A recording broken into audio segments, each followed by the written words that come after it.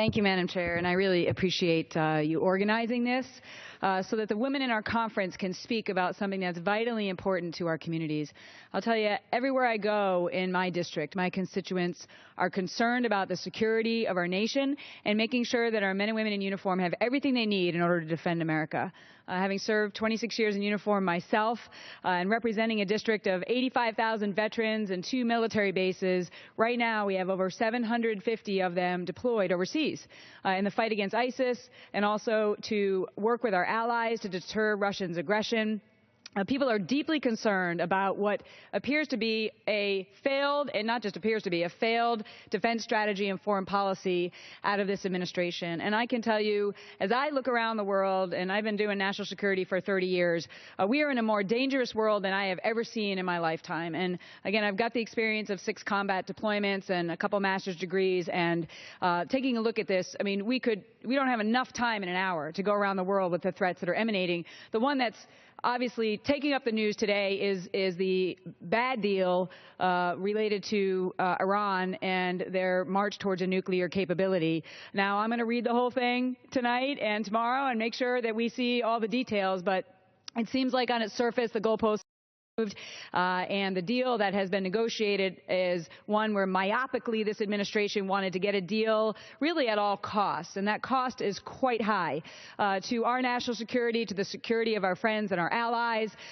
with significant destabilization in the Middle East. While we have Iran, which is the greatest state sponsor of terror, continuing to destabilize and fight proxy wars in the region, continuing to threaten Americans. They have blood on their hands of American soldiers in Iraq and in Lebanon and other places, continuing to threaten Israel, destabilizing the region and propping up non-state actors in their proxy wars.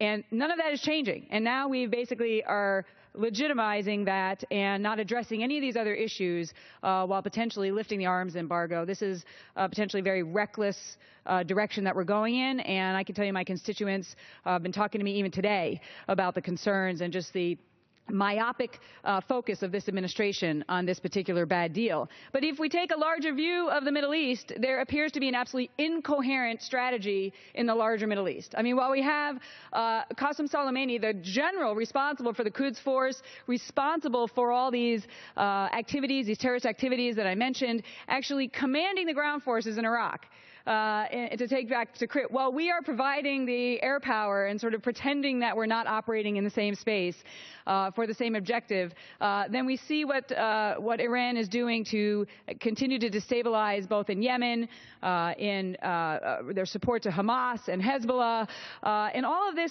is just absolutely incoherent. If you were to try and ask somebody, what are we trying to do in the Middle East relative to Iran, which is the hegemon in the room as the state sponsor of terror, I don't think anybody could really answer that. I don't think this president can answer this. And so there's deep concern about this lack of coherency.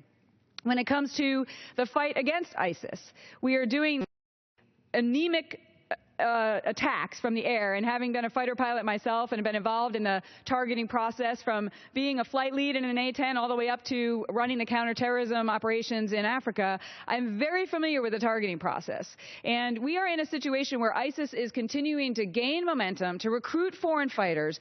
Over 20,000 have been recruited, and it looks like they're taking us on and they're winning because we are putting the bar so high on what targets that we can actually strike, legitimate targets that we're having pilots fly away from and let continue to thrive and murder massive numbers of civilians in Iraq and Syria, gaining a foothold, gaining territory, and using in social media, gaining new recruits because it looks like they're winning. We have an absolute incoherent military strategy in the fight against ISIS, not using air power in the way that it should be used with all that it can bring to the fight in order to achieve our national security objectives. We had the Secretary of Defense, the Chairman of the Joint Chiefs in front of us on the House Armed Services Committee a couple weeks ago where they said, related to this strategy, hope is not a strategy, but it looks like that's exactly what we're relying on. We're hoping that the Iraqis have an inclusive government, which they've shown time and time again that they're failing to do.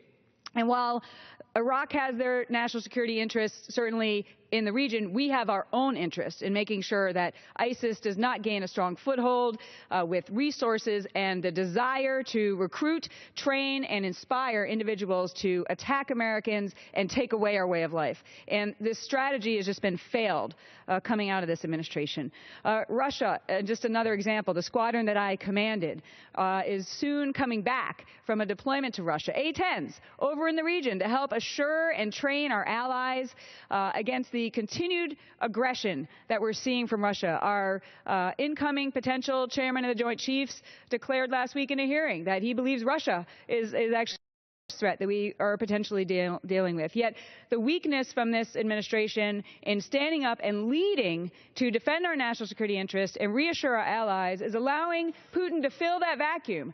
Who's next, they're wondering. You know, the Baltics and other allies that are in the region, after basically they were able to invade Ukraine, who's next? And what's at stake with our NATO partners? Now, this is just another example. You know, what China is doing in the South and East China Seas is just one more example of us not leading and not being able to assure our allies, showing weakness. And our friends are wondering, can they count on us anymore? And our enemies are no longer afraid of us. And this is the dangerous world that we are in. Now, some of these factors were going to be happening anyway, but American leadership it can make or break situations, and we can change the course of international events if we're leading or we're not leading. And this administration says that they're leading from behind. Look, in the military, we call that following. There's no such thing as leading from behind. We need to make sure we have a strong national security strategy, that we have a capable military. Sequestration is the impact it is having on our military. I have friends and individuals I know that are still serving and trying to serve, and they are rearranging deck chairs right now, trying to deal with the lack of resources and the diminishing capabilities and training and readiness. That is not a strategy-based budget. That is a budget-based strategy. I have been very strong speaking against sequestration. I think we need to work together in order to make sure we can give the men and women in the military everything they need to defend America. And the last point I'll make, and there are many to make, but we don't have enough time, is that we've passed the National Defense Authorization Act for the last 54 years.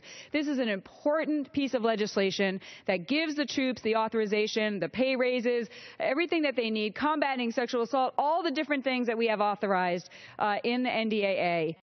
President is threatening to veto it. And I really hope that those around America who are listening to this will rise up and call their members of Congress, call their senators, call the White House, and tell them, like, this is not, you don't play politics with our men and women in uniform. This is about national security and national defense. You need to sign that bill. We're working through conference right now to hopefully get it done before we go into recess.